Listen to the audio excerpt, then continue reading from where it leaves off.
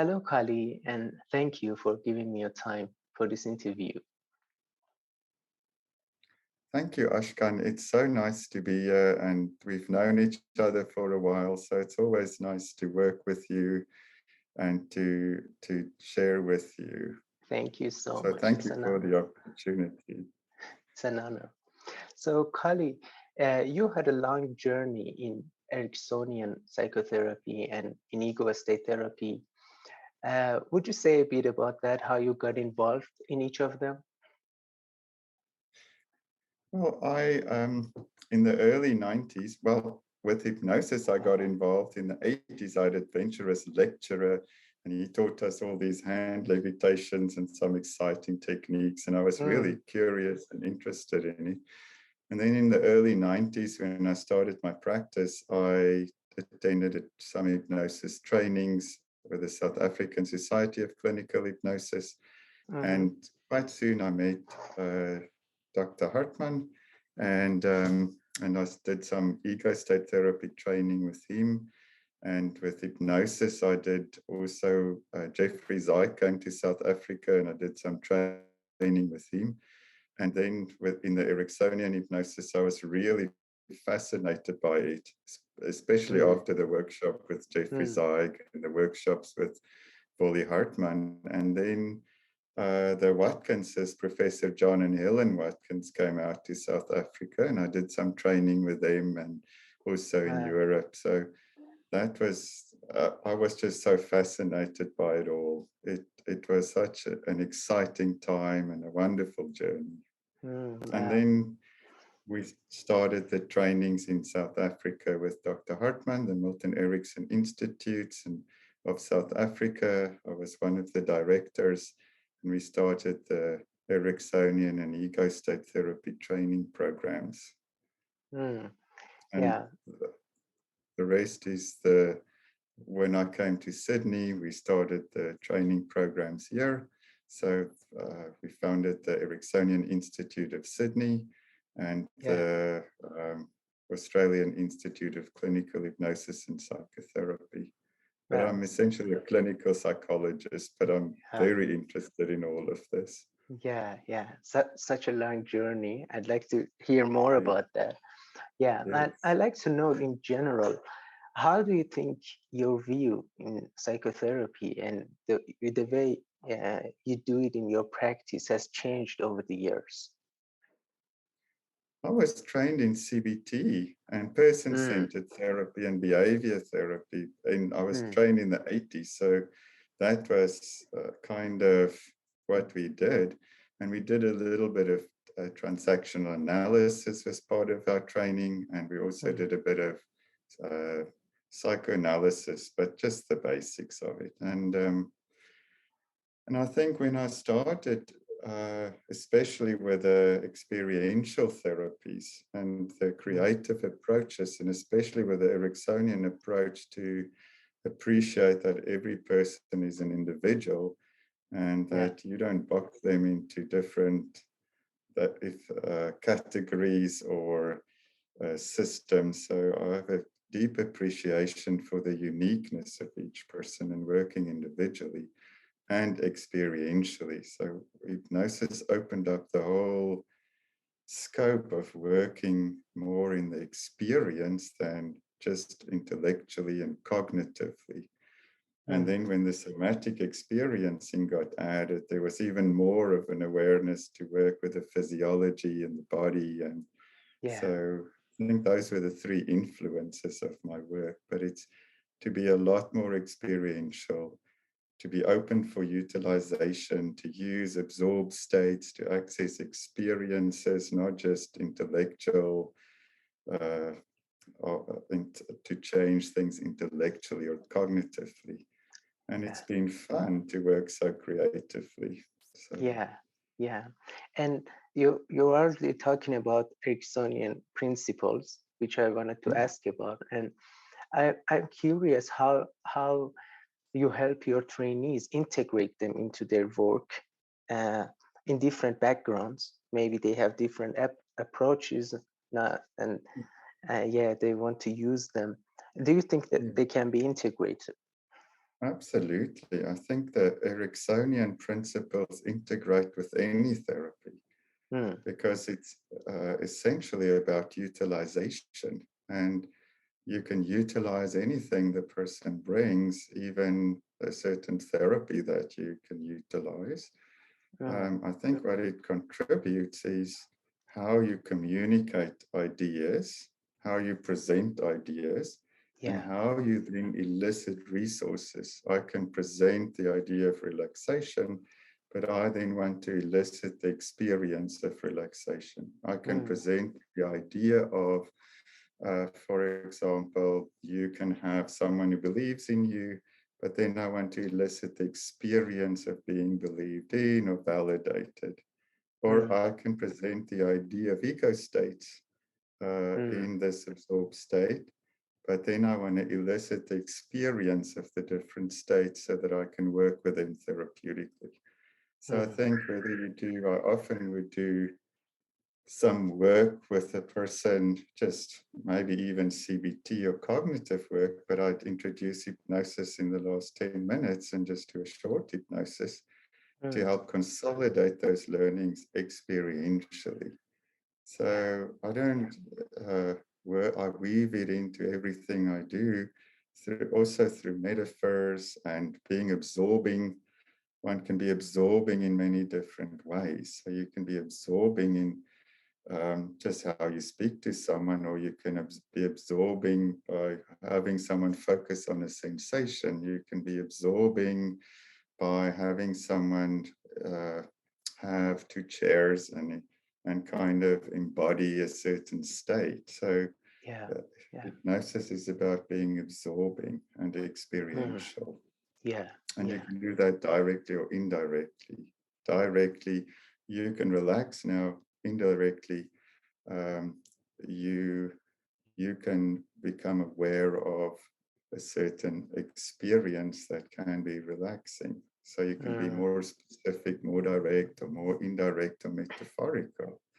mm, And you can yeah. tell a story to elicit that experience. I can tell a story of the seasons and how seasons change, and Mm, to kind of convey to a person that life changes, things will change again. yeah. Yeah. And it's also a way of eliciting that experience. Oh, Yes, yeah. yes. Yeah. The And experience of hope, the experience of validation, the experience of love, the mm, experience of acceptance or strength, or I can do this. yeah. And so it's very useful also in making corrective experiences. Mm. More specifically, I'd like to ask you about working with parts and ego states and how it can be useful in that way of working. I think the two for me goes hand in hand, Ashkan. Mm, yeah. I can't imagine at this stage doing Ericksonian hypnosis without Mm, the awareness of ego states and the somatic aspects. And the yeah. same with ego state therapy. I can't imagine how I would have communicated without the creativity and the openness of utilization that Mm, the Ericksonian approach gives me, the way of yeah. communicating and Yeah.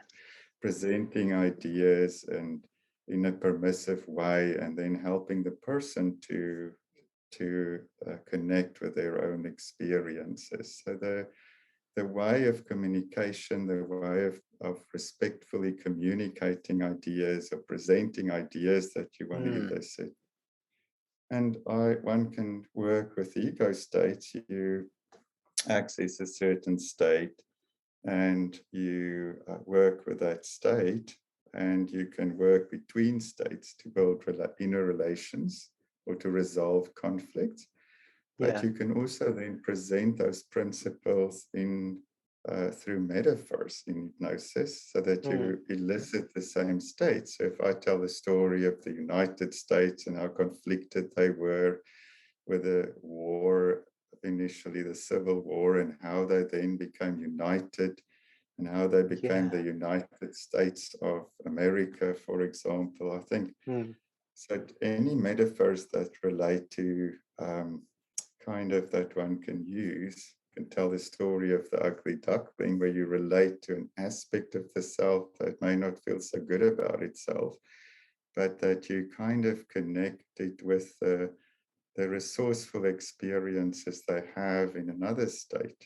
So that's what I find absolutely fascinating. And what I found really helpful to help students integrate it is to kind of look at the principles of it for me. So if you Yeah. look at neurophysics, how the brain organizes itself in different systems and subsystems, which can develop into ego states. I can access those systems to change them. I can talk to a part of the person in ego state therapy that experiences things in a certain way, or that may react with certain fight, flight, or freeze. That's all in that, let's say, in Microsoft Word, if I want to use a computer metaphor. When the energy goes into that, then that's how the person responds, how they see the world, how they feel. But they also have another state, let's say Microsoft Excel, which has maybe a whole different experience. It's more in the ventral vagal system, it's more online, it's more assertive, it's more confident. So accessing states is one principle. And you can access states in hypnosis, so you and Ericksonian hypnosis, and through stories, or I may have someone who's a horse rider, very confident, but very anxious about writing exams. In Ericksonian therapy, I'll use words to direct energy back and forth. You can take the reins of your exam and you can jump over those hurdles and you can, and so I'm directing energy, and that's the second principle. The first one is accessing. The second one is pendulation. I'm having energy going between Microsoft Word and Microsoft Excel to change the one. And in an ego state therapy way, I'll just do it with, I would like you to focus on that part of you that feel anxious, and then work with that part, elicit the experience like I would with Ericksonian hypnosis, just in a different way, in the more of this is this part of you, eliciting that part, talking to that part, and then maybe eliciting the other part, the resourceful part, and then kind of shift energy back and forth. So for me, I often keep those two principles in mind. Accessing, I want to access a resourceful state or experience, and I want to access the state that I want to work with or change. And I can do that in many different ways. I can do it in an Ericksonian way, directing attention and using words and stories and metaphors to do that, or I can use it in an ego state way, talking to this part or accessing this part or state and accessing that part. Or in a somatic way, I can say, focus on this sensation. Where does it feel more comfortable? Where does it feel more uncomfortable? And do the same reassociation or pendulation. I find that sometimes helpful to integrate it. Yeah. And I think you already gave us a very wide definition and integrated way of defining all of this work. Now, one of the other things I learned from you actually is to always have neurophysiology. Always consider it first and always have it in mind, and how you're working with the body in whatever you're doing.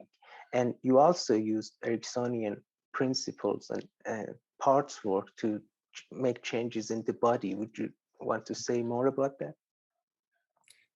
I think too, and so I did the somatic experiencing training with Dr. Maggie Phillips, so I learned a lot from her also in terms of being so much more aware of the physiology and more of the bottoms-up approach. So I think if you I think it's part of being experiential. So when I'm working in Ericksonian way, I would ask the person, where do they experience it in their physiology? So let's say I'm presenting an idea, the idea of having a really nice experience, or the idea of where you feel yourself and strong in a certain way or confident.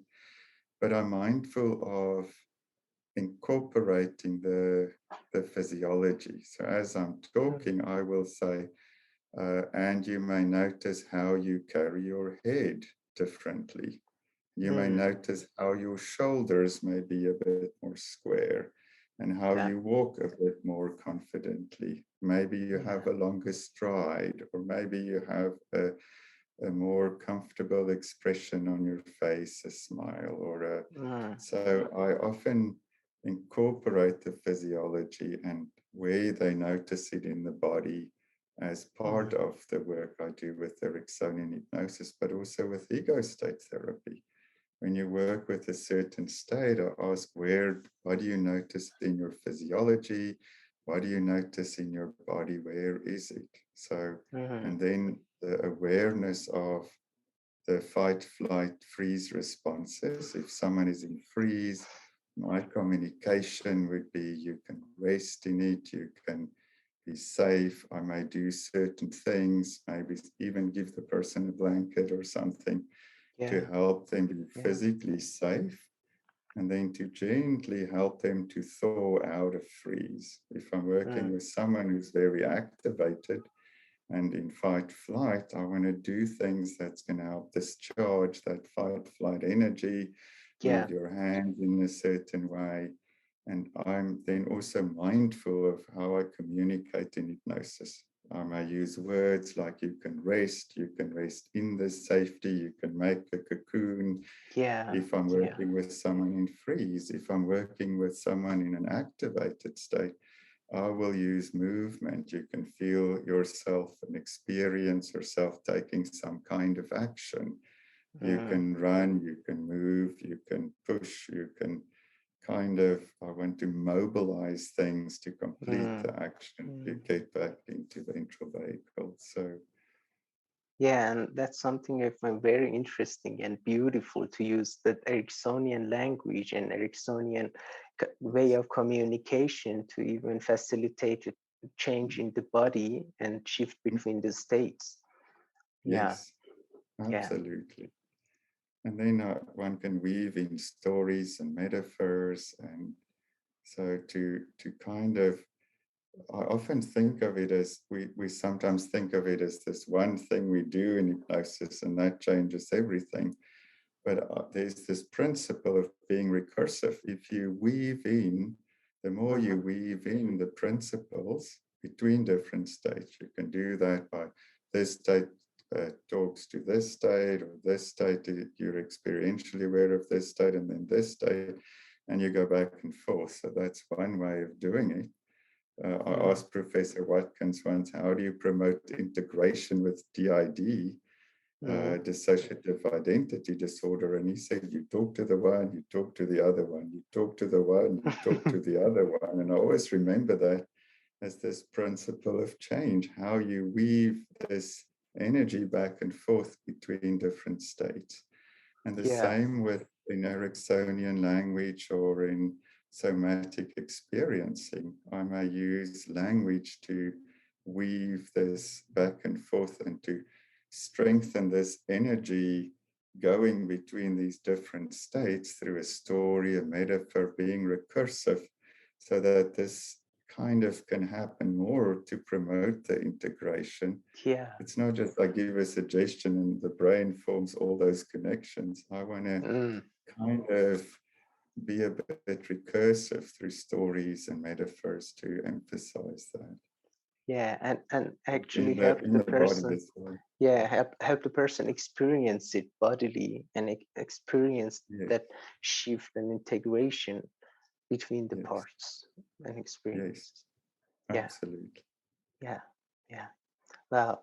Thank you, Callie. Thank you so much. And my last question is about any suggestion or any resources that you remember that were maybe so helpful or influential to your practice that you would suggest new trainees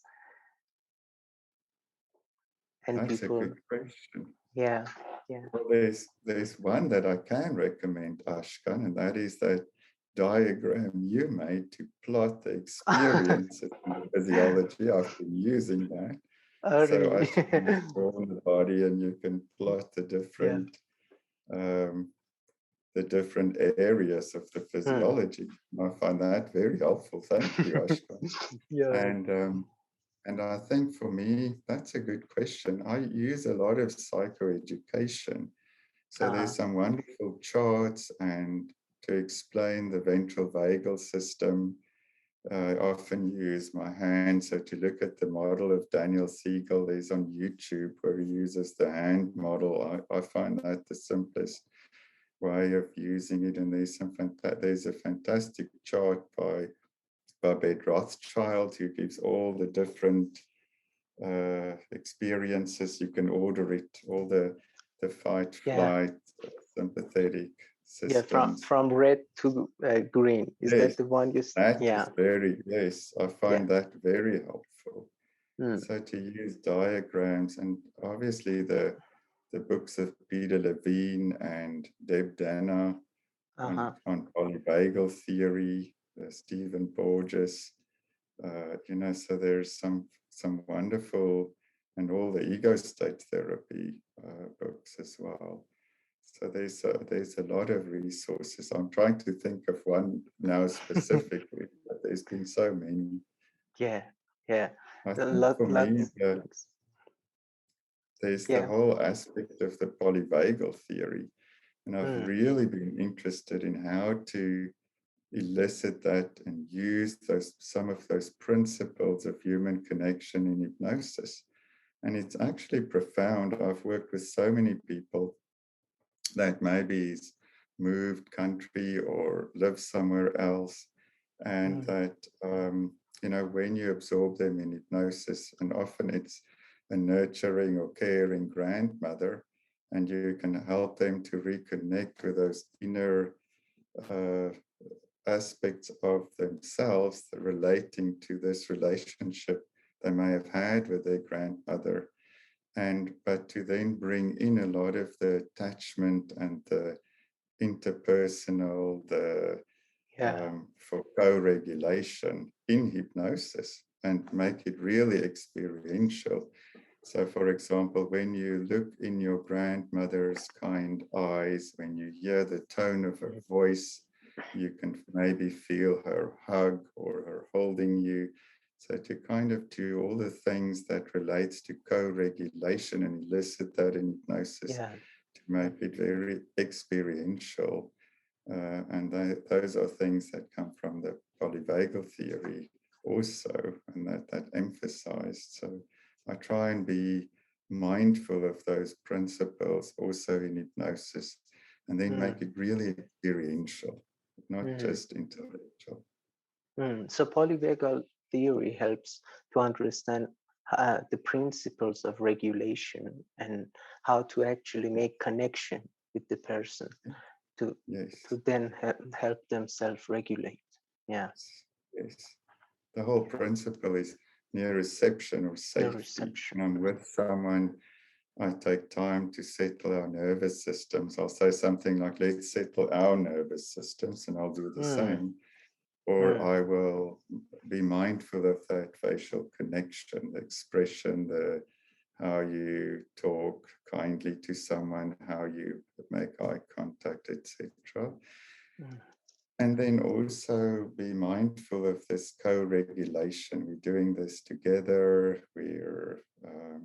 And to settle the person. If they're in freeze, I'm going to do a lot more of this safety. We're here making the slow things down tremendously. If they're very activated, I may help them to discharge some of that energy first. Yeah. So there's a lot of different ways of doing that before I do hypnosis. Mm. An interesting case this week where the person came in for sleep. They've been struggling for years to sleep, and they were very activated. And then I asked them to look around the room slowly, and they did it like very fast. Yeah. And then slowly I asked them to open and close their hands, move their legs up and down to discharge that energy first. And then she actually absorbed very, very deeply in hypnosis. But I think I would have struggled with hypnosis if I wasn't appreciative of these other factors first. Mm. So that Yeah. helped her to then absorb very deeply in the hypnosis. Yeah. So if you were trying to give relaxations first, you might not be that successful. But having charge and discharge, yeah. Yes. So she's tried all the relaxation recordings, podcasts for Yeah. years, Yeah. but she's trying so hard. And that's the one thing I really appreciate about hypnosis. It's to teach people to take a step back. They get so wrapped up in their problem, they get so focused on resolving this, Yeah. that they get very disconnected from all their resources. So what I did with her was to say, you can't do this. Your body knows how to do this. Mm. And then gave suggestions when we got to the hypnosis part, like you can take a step back, you can just be curious about what your body can do and what you can figure out in an experiential way. Almost do this, so don't try so hard anymore. And then be open to all these other experiences. And then connect with resources, times where she felt very different. Yeah. And then use language to change experience, to use words like, you don't have to try so hard.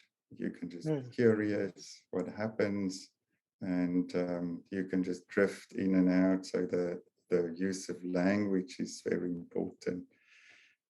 Yeah. So Yeah. Yeah. and Beautiful. she relaxed so deeply in the end. I never used the word relaxed. I actually said to her, and you don't even have to relax. Yeah. That's also an Ericksonian way of communicating. Yeah. Yes. Yeah. I think how that enrich one's work in ego state therapy is to be aware of how you communicate, how you present ideas, how you use permissive language, perhaps, maybe, how you present an idea, give a lot of options to help the person relate. One can even use that with accessing states. You can say, is there a state that know about anxiety in the usual way? Or you can present the idea, I am curious if there is a state that may know about the anxiety. And maybe you can become aware of the state through a memory, if there's such a state, through a certain visual experience, through a visual image, maybe through a sensation. So that's what I learned from the Ericksonian approach. You're presenting an idea, and then you present different options to help the person connect with their own personal experience and way of doing things. When they then connect with it, they will connect with it in their own unique way. That could be an image that you then can work towards adding the physiology, embodying it, or a memory, or it can be just in the physiology, then they're already in it. So yeah, and it really fits with the principle in ego states that everybody has different ego states. And one of the things I appreciate about this approach is that it's open to any kind of experience or anything that's stored in the person's nervous system, and it doesn't have preset ideas about anything that would person would be experiencing in the process. Yeah, and really fits with the idea of tailoring in Ericksonian work. And that's a nice word, tailoring. I like that. Yeah, Which is yeah, one of the core principles, how you yeah, tailor things to fit this person's frame of reference. I may use words that fit it. So tailoring it, if I work with the builder, I must say, let's lay a foundation and let's found the bricks of the of your resources, etc. So to tailor it to the person that you're working with is very important. Yeah, yeah. Thank you, Callie. As always, I learned a lot from this talk, and I hope to talk to you. See you next time. Ashkan, and as always, thank you. I always leave with a warm heart after I've spoken to you. So thank you so much. It's an absolute pleasure to work with you and to have gotten so to know much. you through the trainings. Thank you.